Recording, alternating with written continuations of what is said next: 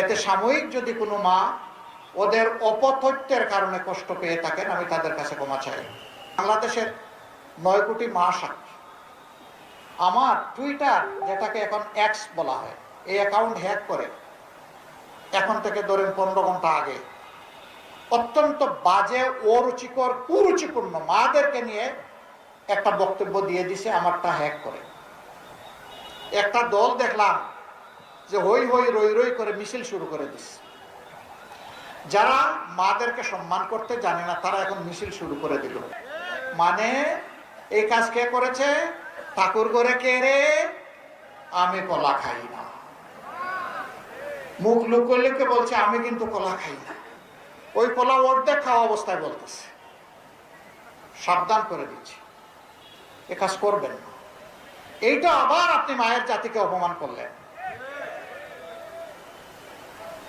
একেবারেই ইতর শ্রেণী না হলে এই কাজ কেউ করতে পারে না। আরে ভাই, আমার বক্তব্য, আমার কর্মসূচি, আমার পরিকল্পনাকে তুমি তোমার বক্তব্য, আদর্শ, কর্মসূচি, পরিকল্পনা দিয়ে মোকাবেলা করো। এই চূড়াই পথে, নোংরা পথে কেন? আলহামদুলিল্লাহ এখন আমার অ্যাডমিনের কন্ট্রোলে আবার এটা ফিরে এসেছে 7 ঘন্টা পরে ওই ঘটনা ঘটার। এতে সাময়িক যদি কোনো মা ওদের অপতথ্যের কারণে কষ্ট পেয়ে থাকেন, আমি তাদের কাছে ক্ষমা চাই।